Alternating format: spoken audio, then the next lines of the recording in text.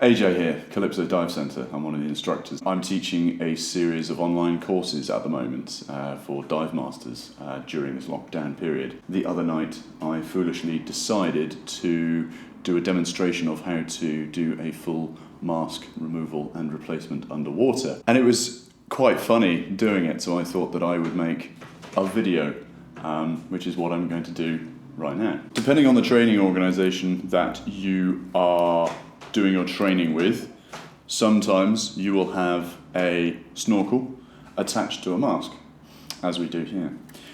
For the purposes of ease, today I'm going to remove the snorkel.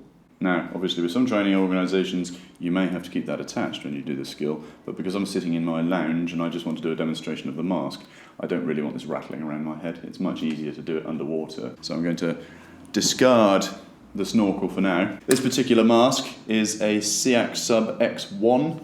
I have had this mask for about 13 or 14 years, a long time. It's still going very strong. This is, my main teaching mask. It is brilliant. It's all going a bit yellow. It's showing its age for sure, and I could do with taking it apart and giving it a good clean because it's getting a bit dirty and crusty on the inside.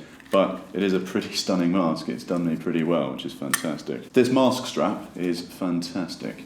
These are really useful. I strongly recommend getting hold of a neoprene mask strap when you buy your first mask or your second mask. If you've been putting your mask on with a silicone strap and you have long hair, or sometimes it's just getting caught up in it all, it can be really annoying. So these just do slide over hair and hoods and things a lot easier. Preparing your mask, you spit into it nicely. As we say in the industry, the greener the cleaner. I'm not actually going to do that now because I'm sitting in my lounge and I don't have access to like some ocean where I can just clean it off and it's all lovely. There are solutions and chemicals and little droplets you can put in there. I don't use them because they cost money, whereas my saliva is free. We've spat into our mask or used the little droplets or what have you, washed it out in the ocean, and then we put it on our face. You see so many people struggling with this. It's nice and easy to put on your face if you follow these procedures. Onto your face, first of all, okay? Hold it in place and slide your lovely neoprene strap down the back and it's done. Whoa. I'm lucky because I'm losing all my hair. The only reason I say lucky is because I don't have to get rid of the hair that might be stuck in the top of my mask. If, like in my youth when I had really long hair, or you might have long hair yourself, you want to make sure that none of that hair is caught into the top seal of the mask. What I do, just lean the mask forward, run from left to right, scoop the hair out like that. Get your buddy to check if there's any hair in there or anything like that. If you're diving in a cold country or slightly colder waters than say Thailand or Greece in the middle of summer, you might have a neoprene hood on. You want to make sure that that hood isn't inside these. Okay, because as soon as you jump in the water starts pouring in your mask and it's really annoying. So you want to make sure that nothing is interfering with this silicone seal that's all around your face. Okay, you can get water that goes up through your sort of moustache bits. Some people put Vaseline on their beards or their moustaches, and I don't know, that works for some people. I've never done it myself. The underwater mask removal and replacement is one of the most important skills you can learn. If your mask, for whatever reason, gets detached from your face underwater, you want to know how to put it back on again and clear it. What you want to do, first of all, is just relax. Some people get quite apprehensive about having water around their nose or their face or their eyes. Don't worry about it. Go zen, focus, do whatever it is you want to do. Go to your happy place and be happy. My happy place is being under the water diving. First step is to allow water to come into the mask. Now, a word of caution, if you wear contact lenses, keep your eyes closed. Also, if you don't like salt water going in your eyes, just keep your eyes closed. There's no reason why you have to do this with your eyes open. It's absolutely fine. First step, we want to let the water in. What I do is I just gently break the seal at the top, or you can grab the silicone here and just pull it gently away from your skin. You don't have to do it all in one go.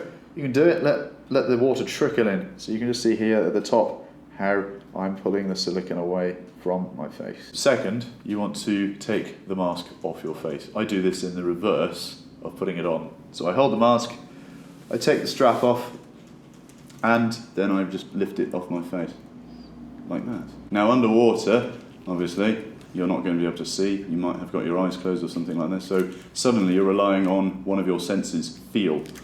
So you want to hold your mask. So I keep my finger in the nose pocket and I hold it close to my chest, like this. So that comes away from your chest. You know which way up it is because you've got your thumb in the nose pocket. The mask goes back onto your face, thus. Then what I do is I hold it in place, I take that strap, and again, because I've got a great neoprene strap, it just goes over nicely. Your mask is back on your face, but it's full of water. Before you try and empty it, what I do is I make sure again that I've got no hair, so I lift it forward, go to left to right, get rid of all the hair that's in the top of the mask, like that. Now I need to empty it. We get rid of the water by exhaling through our nose. What we do is we touch the top of the mask. Just a bit of gentle pressure here to make sure the mask, top of the mask stays snugly on our face. Don't go pushing it really hard. Just a gentle touch to hold it on your face. Look up, touch the mask and then exhale through your nose. Excuse me, who did that? I've exhaled through my nose and what all the water have done is the water have dropped out like that. Because the air that you've breathed through, I've steamed up now. The air that you've exhaled through your nose will have forced the water out. And because you looked up, all the water that was in your mask was sort of sitting against your face and was coming out of the seal down here, okay? If you don't look up, if you look down or you sort of just look straight, some water will stay in the bottom of the mask, which is a bit annoying and you want to get rid of it all. That's why we must remember to look up. So we touch the top, breathe out through our nose, and it's all gone. And now you have your mask back on your face and everything is all groovy again. That was mask removal and replacement. I hope that this video has been of some use to you. Come and see us at Calypso Dive Centre down in Crete. Calypso Dive Centre. And also beautifully displayed on my computer display right behind me, you know, because why not? I can. This is AJ. Hope you're all okay. What the hell is this called? I've completely forgotten what this is called. The underwater mask replacement. I'll